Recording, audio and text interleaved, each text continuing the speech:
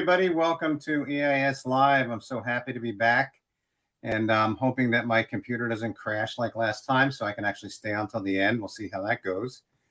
But as you know, what I like to do in the beginning of these times together is to let you know, especially if you've never been in touch with EIS or part of EIS or don't know anything about us, is to let you know a little bit about us and what we do. So what we really are, EIS stands for Emotional Intelligence Solutions, and we are a counseling and mentoring entity that really helps people discover their true selves and understand their why and their purpose from the inside out, basically. And what we do is we do that by employing a process that gives people an opportunity to go far enough into their broken past. We all have a broken past of some kind. Their unhealed issues inside their hearts, unforgiveness, judgments, and things of that nature that are inside of us that really prevent us from becoming our genuine and true selves. And that's across the board in our relationships, marriages, businesses, workplaces, in every area of our lives, the whole person. So we really endeavor not just to fix little areas and keep moving forward and continue unhealthy cycles in life, but really we look for life transformation. We also extend that process into leadership development because we believe that leadership starts from within. In the home, it's translated outwardly from there. It's not just about going to school, becoming a great problem solver or decision maker or anything like that alone. It's about developing a heart to lead, desiring to raise other people up to be everything that they're called to be, developing character, integrity, and accountability and other hallmarks of genuine leadership. So we believe we offer a comprehensive approach to personal growth and maturity from the individual to the CEOs and businesses and everybody in between. Also today throughout the broadcast, you'll see some banners popping up intermittently to let you know how to connect with us if you desire to do so. And also these live shows are here to feature testimonies of people's lives that have been transformed in this process that I just talked about. And that of course are still on their journey. Other professionals in the field of helping people in similar ways as EIS. EIS staff counselors, like our last show was an open forum that featured all of our counselors in the same, room, if you will, online. It was really awesome. You can go back and look at that, by the way. These are all posted on my Facebook page and on our YouTube page as well. And all these things, we believe they're just important aspects of the work that we do here at EIS. So we try to give you as much of that stuff as possible. Before we get started today, I just always want to remind you, you can ask questions throughout our time today and you can post them.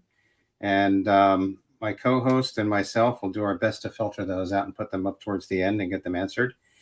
And a special announcement today, I don't want you to forget to register for our this weekend in New York, our Heal, Restore, and Renew conference in New York. It's also going to be on Zoom. If you go to eisolutions.co, not com, but .co, you can register for that event on Zoom or live. This is our first live event since COVID began. So we're really looking forward to everybody being there in New York. Our entire staff is actually going to be there. So we're so excited about that. And now what I'd like to do is introduce my co-host, Vanessa. Hey. Hi. I had to unmute myself real quick. Hi, Bill. How are you? Great. And of course, we're pretending like we just haven't talked 5 minutes ago or anything like that. Yes. Yes. I'm so excited to see you in person this weekend. I know. Well, that was actually that was a Zoom event, but I went out there and we did it kind of live on Zoom. That's only time. Yeah. That was right in the beginning too, I think. Yeah. But this is going to be live and we're going to have an audience and all that good stuff. So excited about that. All the counselors being there together. It's going to be great. Mm-hmm. So I suggest everyone get tickets. Yes, absolutely. And I didn't give you the full introduction. So I want everybody to know that you are a media czar taking care of monitoring these broadcasts. You saved the day last time, of course, when my computer crashed and went out. Don't know what happened. It was some kind of demon got into my electronics over here or something. But you take care of these broadcasts with me, posting on Instagram, largely Facebook, and all the other stuff that happens behind the scenes. So thank you for that. Of course. So happy to do it. Thank you. Yeah, that's why you make the big bucks, Yes. Making tons of cash doing this stuff. So I'm super excited today to get on with our guests. I first met Megan at an EIS event a few years ago now. And as I mentioned this to her several times, talked about it the other night with her actually. she was very determined at the very beginning to get involved in the process and really start doing the work. I think she got a whole lot more than she bargained for. We're going to find out about that today. Most people do. They really don't know what to expect when they get involved in a process. But, when we do these seminars, it's a great opportunity for people to, to kind of get kind of tantalized into like, wow, this is interesting. Like this could really be beneficial, and she really, kind of jumped on board right away. And her and Bryce had really made a commitment to the process early on. So let's welcome Bryce and Megan Dutton. Hey guys. Hey. We are so happy to be here. Thanks for having us, Bill. It's exciting. From DR, do we look tan? 100%. Nice glow. Everyone today was like, "Why? What? You don't look like you went to a tropical island." And I mean, it kind of look like people from New York in the winter that go to the DR and come back with red splotches like all over. That's what happens, I think you guys look radiant. You have a nice glow. There you go. Thank you so much. Yeah. Oh my gosh. Well, we are so happy to be here, and thank you for having us. All of these, whenever we hear all these testimonies, it's helped us so much. So we hope that sharing our experience can help others as well, just like we've been helped. Well, 100% it's going to do that. I mean, testimonies are really the heart of the whole thing. I mean, it's transformed lives that make the impact on the world around us, and that's what everybody in the business really wants to do is they want to make an impact. They want to make a difference. They probably don't know, like I said earlier, when people get involved in doing this work, they really don't know what they're getting themselves into. I know Vanessa didn't have any idea and didn't want to probably in the beginning, like a lot of us. But again, you guys, you saw that and you wanted to get in there, right from the very beginning. I would say, Bill, that Megan was the catalyst. And like you talked about, she was phenomenal at just going out there and getting the journey started. And I, like many people, was a little bit reluctant, and we can kind of get into it. But I know that I had a few moments where I was kind of in and I was kind of out, and I was in that lovely phase of what you call fine or tolerable recovery, where we'd had a few sessions and I kind of was walking along, and we can get into that. But Megan was always a constant pursuer of growing our relationship, and that's certainly something that I'm so grateful for. Yeah, I think for me, I had always thought that like counseling or therapy was only for people who like either had been through really traumatic experiences or like were honestly like what I perceived as just like really messed up, which like, what does that even mean? But then like when we started getting around an association of people who spoke so highly of EIS and of going to counseling and working through all of their childhood scripts and doing premarital counseling and all of that, I think that's, and people were just having conversations that were much deeper than the conversations that I was having in my association previous. And so that was just like, that was really attractive to me. And a lot of the couples especially attributed their success in marriage to counseling. So I was kind of like, well, seems like it would be a good idea, so let's do it. And then yes, you're right, it was like more than we bargained for. Oh, got it. Okay. Yeah. Well, that's the good stuff, and I know it kind of rocks your boat in the beginning, because nobody's used to digging so deep. Yes. And going back in that archaeological fashion, like we talk about all the time, and going into our history and all that brokenness. And what Bryce, you said a minute ago about being fine, and I haven't used that term tolerable recovery in a long time, so thank you for reminding me of that. Well, but we're tolerating life, we're coping and hoping, right? We're just kind of bumping along. And after a while, we just kind of think like, well, this is it. We just make the best of it this way, I guess. And that's what most people do. And that's, of course, why the divorce rate is so high, is that most people don't do this work, and they don't do the work before they get married. Like you guys did, and which we're going to talk about today. And actually, not that we get 100% perfect before we get married, of course, Right. but we can certainly get a lot of the stuff that could be very damaging in the very first year of marriage out of the way, or at least in a place of understanding. Like we can expect this, that kind of a thing. And we can also do some things which you guys I know are going to share about today that really help lay a foundation. Yeah. And those are the big important parts that we're Yeah, going to be and we're just finishing up our first year of marriage. So you hit the nail on the head there. Congratulations. Thank you. Thank you. Oh, that's awesome. We're so wise and experienced. No, I was just going to say we are absolute amateurs when it comes to understanding relationships, which is why we go to people who are guides in this arena. And I just feel like a lot of people are guiding themselves, or they're not. Their guidance is maybe not necessarily from a fruitful place. And we certainly are thankful for you guys. Let's just put it that way.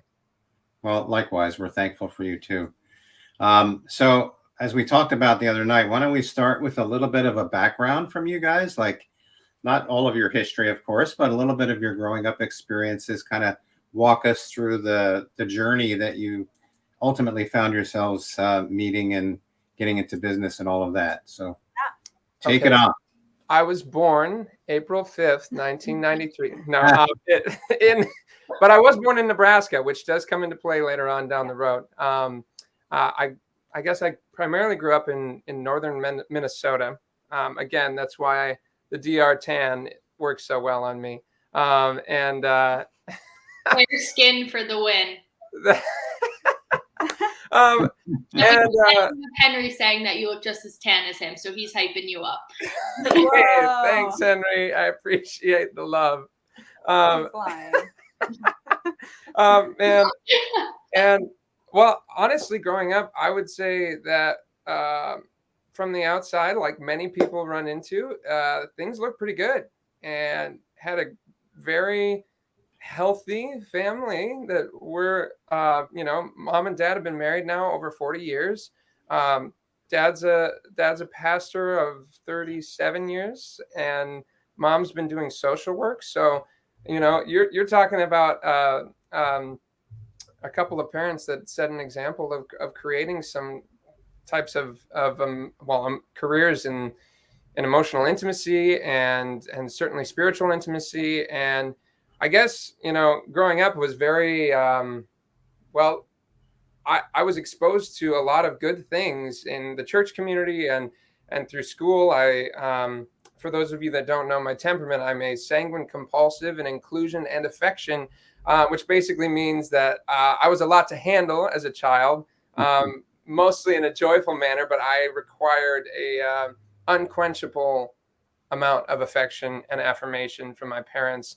And of course, became very performance driven. I was a high achiever in the arts, specifically musical theater. I went on to pursue that in college. I was also a high achiever in sports, captain of the football team, the wrestling team. So like most of my identity was through my accomplishments, and I was getting a lot of love and affirmation from that. So when I decided to kind of change gears and make a shift, and of course, like after meeting Megan, my identity could no longer be in my performance, and I'd received a lot of affection over the years, and quite honestly, a lot of success. And so I was pretty distorted when it came to, who I was, whose I was, my own personal identity, and just like I said, that unquenchable need for affirmation, which obviously caused some issues in our relationship early on and leading up to marriage. Also, I had a lot of external focus, and Justin, shout out to Justin and Amanda for being amazing counselors with EIS. They have been so helpful for us. But Justin, I related a lot to, because he talked about being externally righteous. Like, we're doing a lot of really good things. Like, I look at, I'm singing in the worship team with my church, and I know some Bible verses, and gosh, I'm doing pretty well in the spiritual realm too. And honestly, if we're going to be vulnerable tonight, which that's why we're here, I didn't have a relationship with God, and I was entirely performance driven in that arena as well.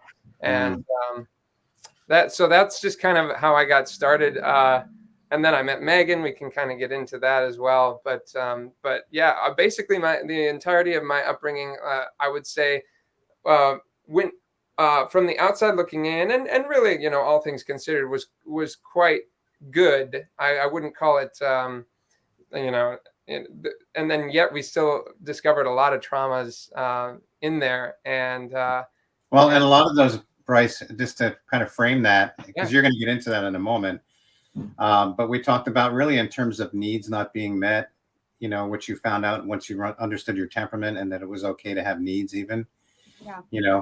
So yeah, everything was fine because we don't know anything else in that forward movement, during that phase, but as you grow and as you start to mature, and especially when you start getting into relationships, everything starts to rise to the surface, and you can start to see those dysfunctions and the needs. And of course, we even at the onset, by doing temperament, you start to understand needs right off the bat. And then you can start to pinpoint, like looking back, like, yeah, everything was fine looking back, but look at all those needs that weren't met. So I know you're going to articulate all that, but I wanted to kind of frame it out a little bit moving forward. No, that's spot on. Yeah, I mean, like I said, pretty amateur in regards to relationships, and so many scripts that were written along the way that you're just not aware of. And so I'm so grateful that we were able to work on those with EIS, and yeah, I mean, certainly we'll get into that. A lot of this discovery happened after I met Megan, and of course after starting to do the work with you guys. Yeah, I mean, I would say for me, in terms of like being performance driven, it was a pretty similar story. Played a lot of sports and was in a lot of different activities. That was something that I also am so grateful for in my childhood too, that I had the ability to be in a bunch of different things. But especially we both have a musical theater background, and so that background as well, like even in college and then moving to New York City to pursue that, it kind of lends itself. I mean, you're literally called a performer, so it definitely lends itself to that performance-driven, mentality, I guess. And I don't know, just something I thought about that I've learned from you, Bill, and Amanda, and Kiel as well. We've counseled with a lot of trying to get everybody, amazing. But like I'm sanguine in inclusion, phlegmatic choleric in control, and then compulsive sanguine in affection. And so not only do I need a lot of affirmation, but also my choleric needs that recognition as well, or it craves it anyway. And so that has led to an interesting dynamic with the business too, which we'll probably get into. But similar upbringing in a lot of ways. Had a grew up in a really loving household where my parents were at every single like sporting event and theater show that I did. Like I truly, they would come to like several shows. For like if we had 4 shows in the weekend, they would come to like 2. So they were really very present. I did go to a Lutheran grade school from kindergarten through 8th grade, and I think there was a lot of I'm really thankful for that experience in a lot of ways, because I grew up in a Christian community, and I grew up going to church, and there's a lot of, like you said, great things that came from that. And I think there's also some negative things that came from that as well. So, in school, we were really taught not so much, we were taught religion, like the Christian religion. So a lot of the do's and a lot of the don'ts. And it wasn't so much teaching the children how to cultivate a relationship with God. And I think one of the things I wanted to mention that we will get into more is one of the biggest don'ts was don't have sex before marriage. Don't have sex before marriage. And the reason I bring that up now is because I always like heard that growing up. But that's pretty much all that was said about that. It wasn't really talked any further about in my home growing up. It wasn't further talked about in church. It was just like, don't do it. And so that has, that was something that we definitely had to work through. Needed a paradigm shift on that one. Yep. Yeah, definitely needed a paradigm shift. And I think along with the vulnerability too, I wouldn't say that I had a lot of examples of people being very vulnerable in a healthy way, although maybe vulnerability is usually pretty healthy, but I don't think I had a lot of examples of that.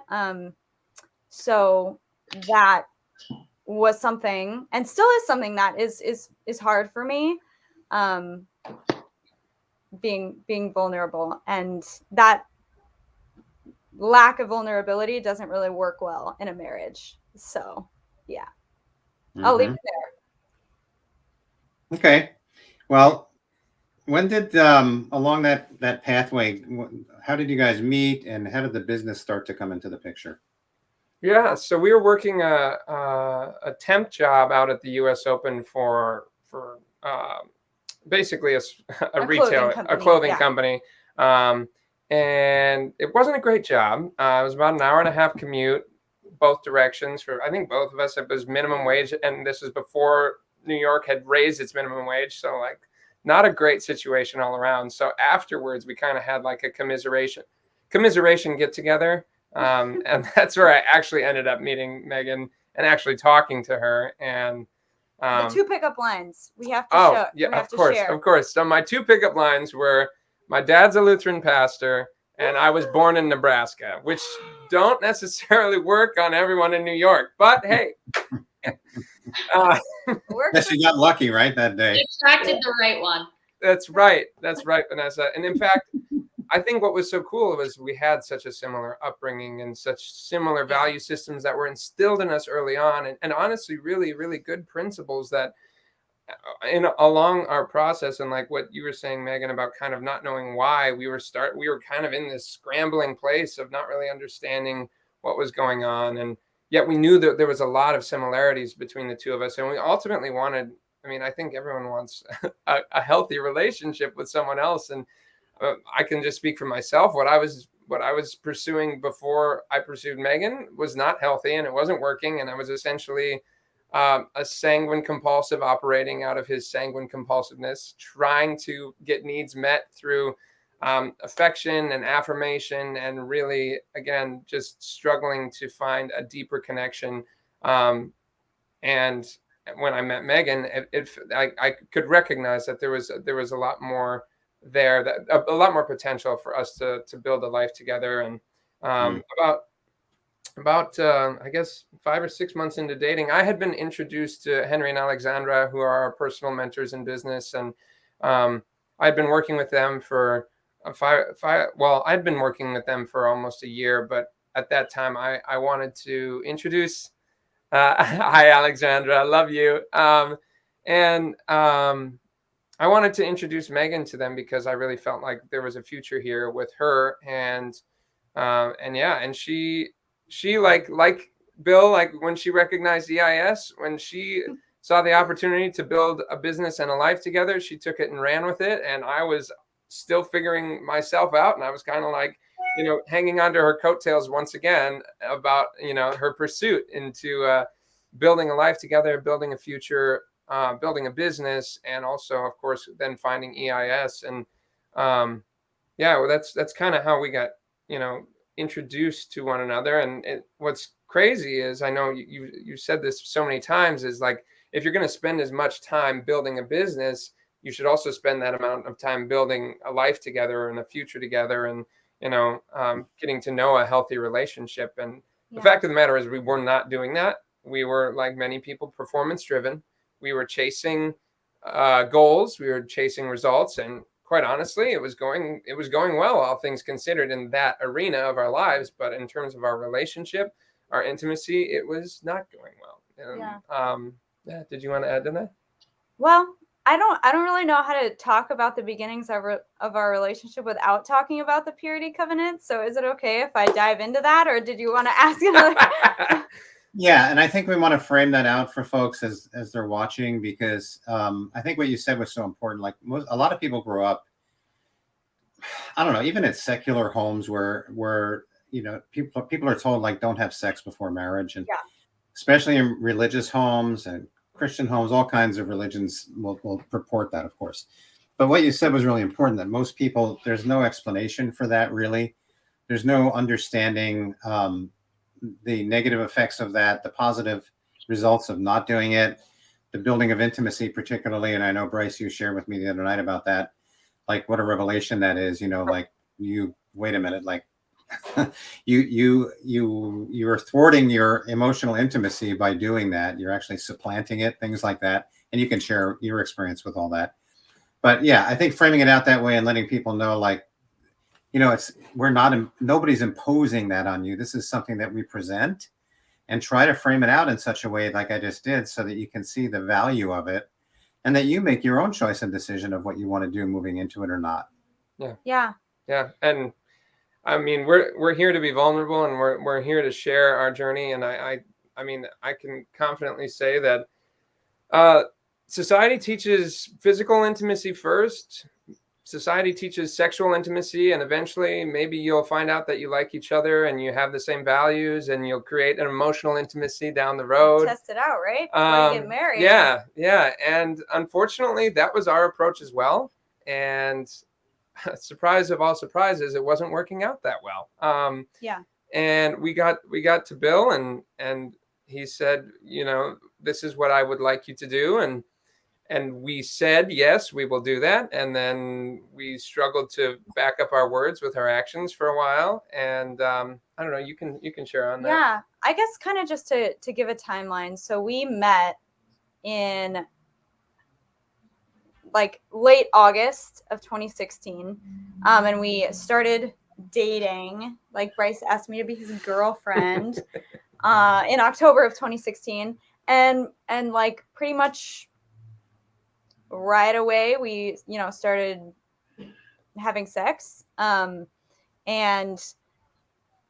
it wasn't really working out too well for us, and I didn't know why. I thought there was something wrong with me, honestly, because every time we would be sexually intimate or have sex, I would cry or get really emotional or shut down, and that was obviously a large point of contention. That was probably like the biggest, if not like the only, like argument that we would have. Mm-hmm. Yeah, that was because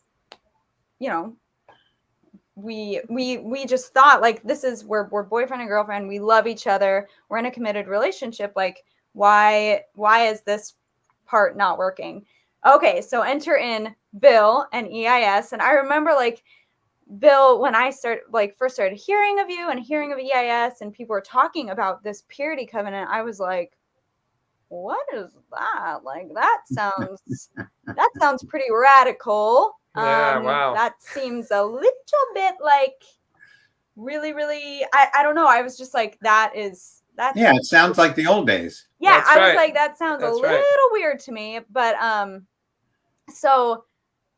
but it was just because of my conditioning, and the only place I ever learned about sex or sexual intimacy, really, or emotional intimacy of any kind, was movies, social media, my friends who were also having sex and doing that before marriage and everything like that. So we had our first session with you, Bill, in January of 2019, and that is, I clearly remember it. You said like, "Are you sexually active?" And we were like, "Yeah, we are." And you were like, "Okay, well, let's talk about that." And you encouraged us to stop having sex essentially until we were married. And I remember, for me, because I didn't know that I had, it's so crazy to think about now, but I didn't know that I had shame in this area. I don't know how I didn't know that, but I didn't know. And I remember specifically a session with Kiel. She was like, "Do you think you could have some shame in this area?" And in my audio recording, I'm like, "Gosh, I don't know. Like, maybe." And now, like, when I listen back, I'm like, duh, like, of course you did. But I didn't know. And so for me, when you suggested we go on the purity covenant, I was like, great. Yeah, absolutely perfect. Like, we can do that. No worries here. That's She actually was- great. She was thrilled in many ways, and that level of excitement was incredibly painful to see. And so I think what was so interesting about that whole experience is then we essentially tabled any type of intimacy for Any type. for almost a year. Yeah. You want to talk about the conversation we had with Henry and Yeah, Alexandra? I mean, I think that there was a life-changing conversation that we had with them outside of, ironically, right before the COVID-19 pandemic started. Yeah. We're just coming back from a team event with them, and we were having dinner with them, and it was kind of like, yeah, things are good. We're our business is growing. We were engaged at this point We're too. engaged. We got engaged in May of 2019. We're best friends. We love spending time together as friends, but we essentially have a business relationship, and it was incredibly painful for us to admit that, because I, like you were talking about, Bill, had essentially resigned myself already before getting married to say, well, let's, if this is as good as it gets, then I'd rather be with Megan than just, and just have a life together that doesn't involve any type of real intimacy. And that's when we really discovered, I think, the biggest takeaway we've had from EIS, the biggest transformation that we're still working through and still working on, by the way. Everything that we say tonight has been reminders for us. But was that the emotional intimacy of a relationship leads to physical intimacy.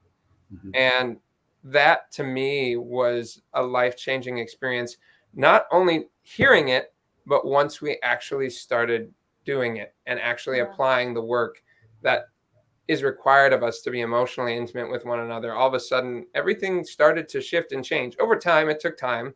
It was still easy for us to become distracted, and as sanguines, it's so much easier and to like go and spend time with friends when things are getting difficult, and especially when you live with. And we have a living situation that honestly promoted that distraction. It's like, okay, well, Megan and I are not doing well, so let's go and essentially get our needs met by our friendship relationships, and no longer acknowledge the fact that we have things that we need to work through and become emotionally intimate together and vulnerable together. And thank God that we started to pursue an emotional relationship right around the time that we had that discussion with Henry and Alexandra. They essentially pushed us back towards you, Bill, and towards EIS. Megan dove right in, and I was still thinking I knew what I knew, and I was doing all right. I had this external righteousness, I feel like, still I'm not dealing with shame, so I don't need to go back to EIS. And I remember Megan asking me to do that when we made some decisions in our relationship, and I just can't believe how much pride is there from not wanting to do the work myself when she was looking to pursue the work and pursue building a relationship together. And I thought, well, I'm doing okay. I don't have that many issues. And I think another thing which is just mind-boggling to me is, and I think it's very real for people, is like, well, but I don't want to spend extra money on something that would, oh my God forbid, it would benefit our long-term relationship. I think it's so crazy now looking back how people will spend however much on a night out in New York or a new pair of sneakers, but something that truly heals them from the inside out and heals their long-term relationships. That's where we become reluctant. I now looking back, and I'm the most prideful one. So looking back, I'm like, my goodness, Bryce, where did you think you were going to go without this? And we had essentially drawn our lives out on a timeline and saying, okay, like if we keep doing what we're doing, if we keep getting guidance from essentially us, we're going to be in the same spot or worse, likely worse, years down the road. And I didn't want that anymore. And so finally I decided, let's go back to getting guidance from people that are professionals in this arena. Yeah, that's awesome. That's quite a statement right there. Just breaking through that, like you said, that pride. My daily today that went out a little while ago, by the way, is like, what do you know? Like, what do you think you know? And it talks very much about that, you know, and we all have a way of fooling ourselves and thinking like we're fine, like we said before, you know. And, you know, having worked with you and helped peel back some of those layers in your life, I know exactly what you're talking about. And it's so easy to think, well, I didn't think I had any shame. I didn't think I had any of these issues until you start getting vulnerable, like you said, and letting somebody else in your life to help you to discover those things. And you are a sanguine, so sanguines have a way of just like moving ahead. You know, let's just keep going forward, man. You know, this is a good trip. We're doing good. Why mess it up with getting heavy duty with all this stuff? We're good. We're good to go. Honestly, that was what I finally came to realize was no amount of personal development was going to overcome the traumas that were deep rooted that I needed a professional for. Wow. That is awesome. That's awesome. Yeah. Well, Megan, go ahead and take this purity covenant part the next step further, and how, you know, because I'd like to hear a little bit about how, you know, you actually did start building that emotional intimacy together. Yeah, I just want to jump in really quick and say thank you guys for being just open and honest about this, because I think it's so real, and this confusion of physical intimacy maybe being emotional intimacy. I know it's something that I've experienced in my relationship. So just to hear you guys walk through that journey, and how you might hear like, oh, purity covenant, and you hear about someone who maybe did it and was successful. It's like this like linear journey of like all success. To hear you guys talk about just what that experience really was for you, I just want to say thank you. And I know people out there are going to appreciate it as well. But definitely take it away, Megan. Thank you. Vanessa, no, that's really, I'm like, oh, hits me in my heart. Yeah, I think so. After we had this conversation with Henry and Alexandra, where they were like, if you continue going down this same road, you'll get married, but your marriage is going to be devoid of any kind of intimacy, essentially. After that conversation, I think that was kind of a wake up call for us. Yes, Henry, 100%. Thank you. So I will say, you know, God's timing is amazing. Because so that conversation was in March 2020, which was literally like the week, I think it was like the weekend before essentially everything shut down. And so that did free up a lot of, because I started working from home and you started working from home. So that was really a blessing, because it did like give us some more time, and it kind of gave us less distractions and a chance to kind of like really sit with what are our priorities, like where are we actually like putting our worth and our value. And for me, like I really had put so much of my value in growth in the business, which I think is a pretty common thing. I mean, not even just our business, but any business that you're trying to build or career. You can get really, And as a cleric, again, I was like, just like searching for that recognition. Like it felt so good to get recognized, and then I would feel like crap when I didn't get recognized. Well, it's also so hard to recognize the results of growing in your relationship that you can't really pinpoint. You can't point to it and go, well, I earned this much income today. No, it's not the same thing. It's like, oh, I cried for 7.5 minutes in front of my spouse. That was what a result. No, but I think that's what's so hard to grasp for some people, is they're looking for that result. And if you're results focused and then it comes to working on a relationship, it's really hard to hold those two together. And something like with tangible work, I guess. So I remember the session we had with you after that conversation, Bill. You told us, you were like, you need to read Love and Respect. And we were like, oh, we got this. We already read it. It's great. We know all that. And you were like, have you read it together? And we were like, what do you mean? And I remember you saying, even like at the beginning when we first started talking about the purity covenant, you were like, instead of having sex, you read together. And I was like, okay, that's really weird, but okay. Like just so countercultural. Yeah, very much against culture. But so we actually read through Love and Respect. That was the first book we read together out loud, and we would talk about it. We were doing that. We were taking time to do that almost every day. Yeah. Oh, go ahead. I was just going to say, I mean, but at the same time, what Megan said about priorities is it's not like we were so easily distracted by other things, especially living with some of our best friends, that like if we didn't put in that intentional time, even though there's a pandemic, even though the world shut down, we could find ourselves in the same place, getting distracted by the same external enjoyments that are way less, difficult to work through. And all of a sudden we'd find ourselves not having any growth. And oh, surprise, now we're feeling like we're losing ground in terms of emotional intimacy. And I mean, especially as a sanguine compulsive, if I didn't feel that emotional intimacy from Megan, it doesn't take very long for me to start to become feelings of rejection, or feelings of frustration, or feelings of lack of worth, because Megan isn't giving me the emotional affirmation that I need. Yeah. And that was a lot. I remember a lot of those conversations, and that was going on for sure. And also, we didn't talk much about this at all today, but you mentioned earlier the childhood scripts and the trauma. I guess we won't have that much time to talk about a ton of that today. But were you able to see some of that too? How some of that stuff had affected the relationship? See, what I'm getting out of this is that you took the time, which is what we hope to accomplish. And Vanessa, this will help answer your question too. Is if you can do this and pull back away from that sexual relationship, and as much as you bump along and struggle with this, development of emotional intimacy without road markers, Bryce, like you said, and not really knowing how to gauge things as you're going, what's happening is these elements have an opportunity to show themselves.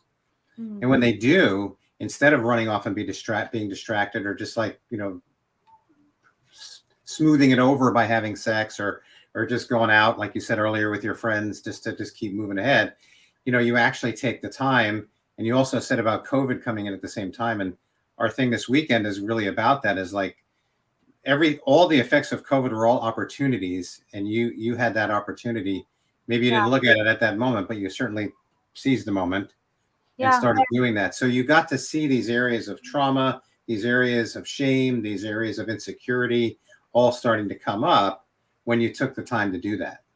Yeah. And we really took it seriously. Like, we really did put in the time.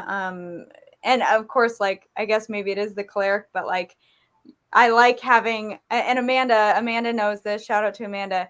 Like, I like having tangible homework. And so she was just constantly, because we started counseling with Amanda and Justin during 2020 as well, was just like giving us worksheets. And I know, Bill, you suggested the marriage journal, which was kind of like a weekly accountability, where we could check in every week and, what brought you joy this week?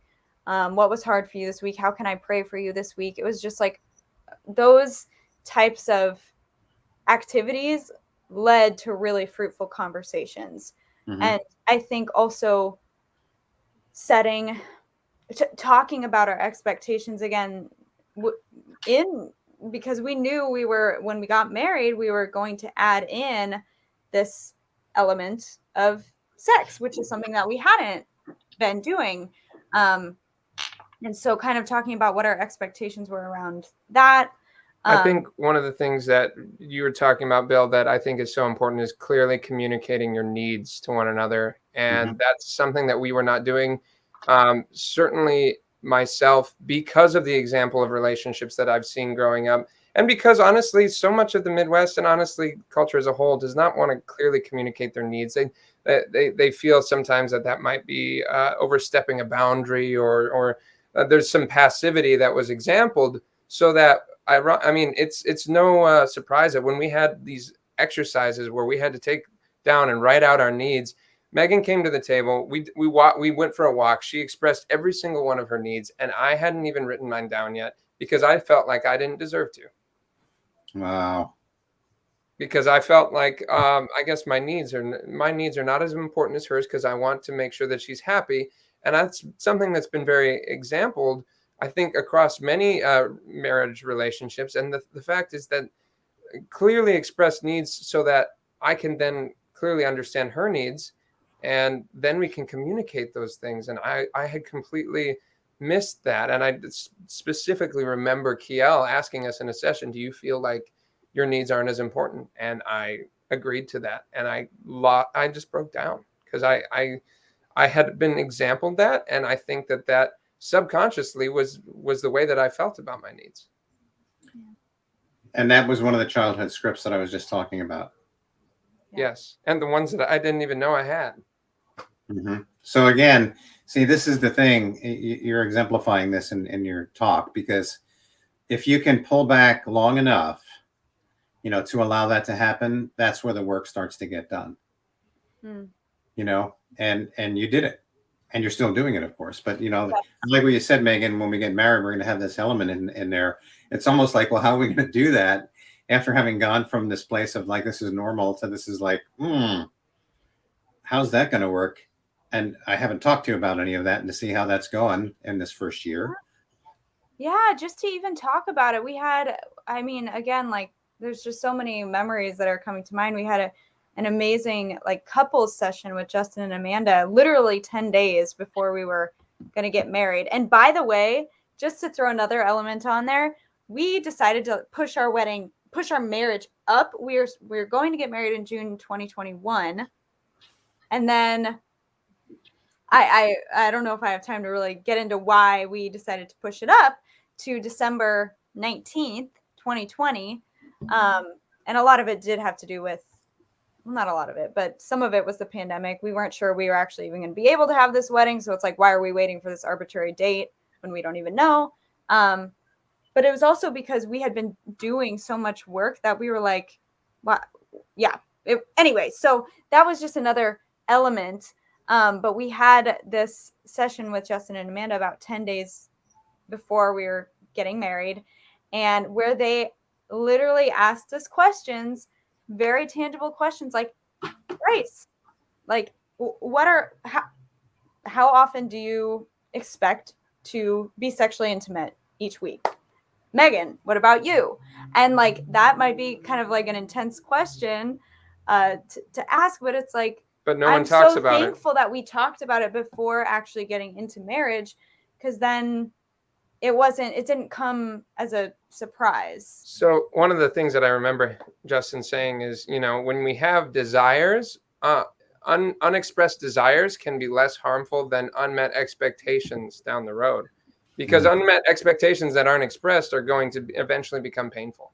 And us not expressing those to one another, or even making them clear, I think now looking back, the clearer we are with communicating our expectations, whether that's as simple as what duties would you prefer to be doing in the household? Like, I'm going to take out the trash, like stuff like that. But when they're not expressed, when they're not communicated, then people get hurt because they expect the other person to know how they're feeling.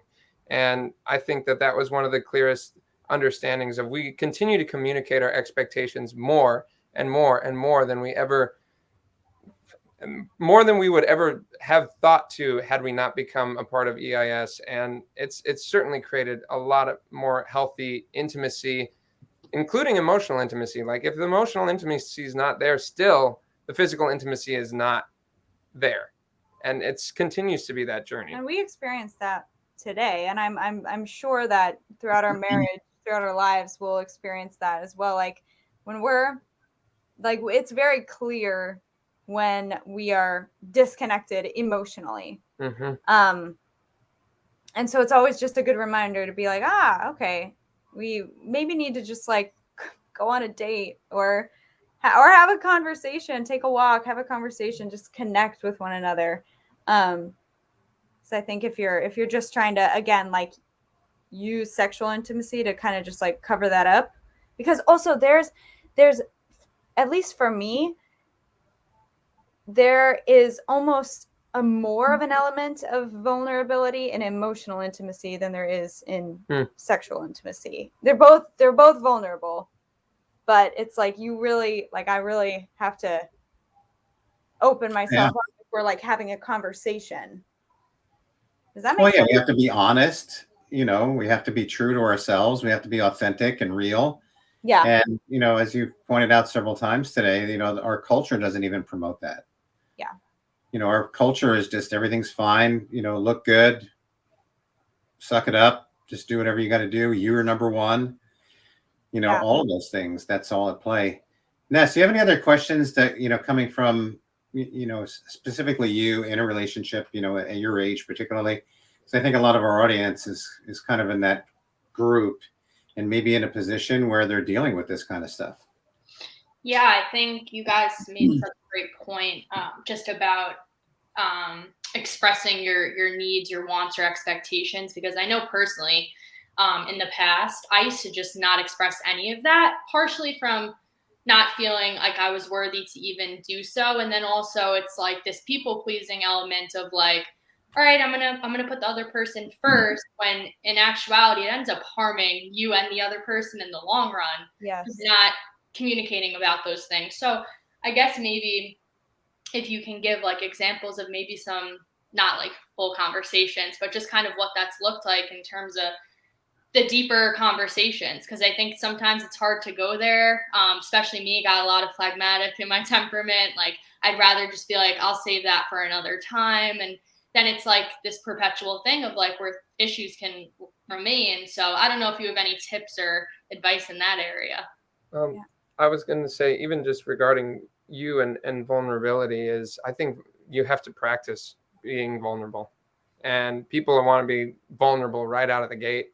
And I think you have to position yourself in a place where maybe the conversation is assisted by, of course, an EIS counselor or the marriage journal. One of the questions is, do you have any unconfessed sin or hurt?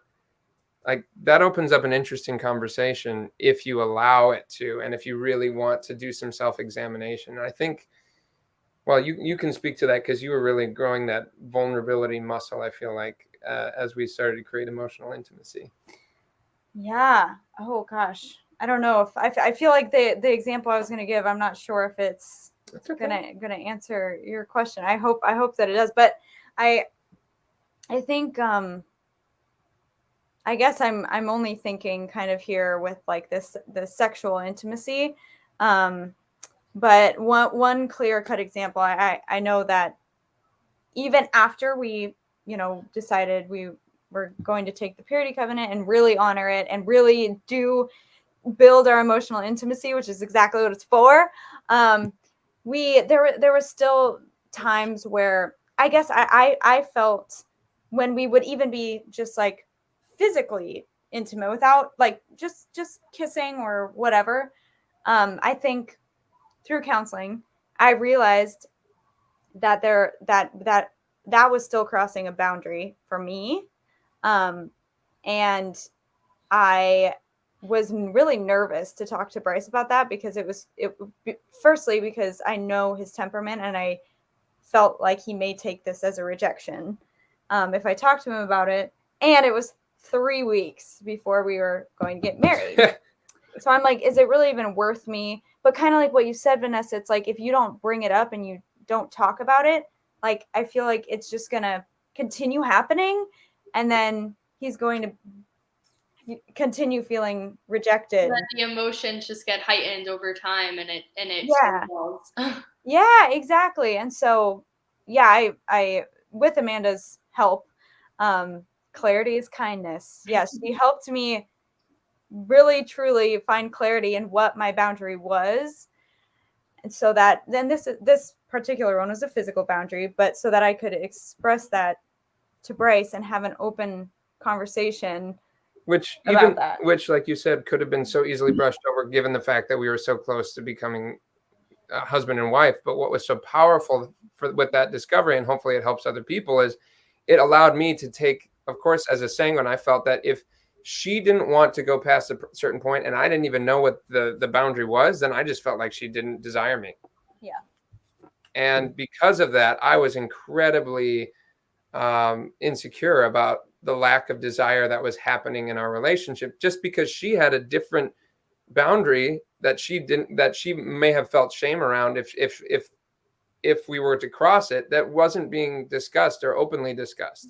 And so that was a huge aha, even though it was 10 days before we actually were getting married as husband and wife. It's just proof that Megan never judged the work that we were doing, no matter what the timeline is and where it was going to land in terms of our life events. Yeah. I hope that answers your question. I feel like I can only think of like these types of examples, but there are lots of other conversations that we've had that don't just revolve around sex. It totally answered my question. I just think those ideas can just be applied to so many things, and Yeah. practicing being vulnerable, like you said, Bryce, like such an important thing, because it's like that there's that uncomfortability there, and it's like you feel uncomfortable in yourself, and maybe if you're bringing up something that's really uncomfortable to another person, it like puts it out there and heightens all these things. So I appreciate you guys so much. Thank you. Thanks. Well, and like Amanda put up there, clarity is kindness. If we don't share the things that are genuine in us, we can expect that the other person will understand, or they'll figure it out themselves, or they, all these mind reading tactics that we just allow to happen at that point, and not being genuine at that stage and being honest. And there's a lot of elements I was hearing in that too, because Bryce, like what you said, is you take it as rejection. I think a lot of that has to do with the fact, like you said, is you're a sanguine compulsive, of course. But like, if I'm going to lay my life down for somebody genuinely, Vanessa mentioned earlier, like I'll put the other person first in the negative, meaning, well, I'll put their needs first and I'll just ignore mine. And as opposed to, okay, well, I need to lay my life down for my wife, in your case, for example, and see what her needs actually are. It's not about me being rejected. It's about what is she really trying to share here. And I think that really encapsulates like that part of that paradigm shift of understanding, like what's actually going on here, and not just taking it as a personal offense, or, just like right on the surface, and going that next level down and say, okay, wait a minute, what's really going on here? Yes. Mm-hmm. What's really being expressed? Go ahead. Yeah. I was just saying the roots. Yeah. Mm-hmm. And like to your point, Vanessa, talking about your feelings.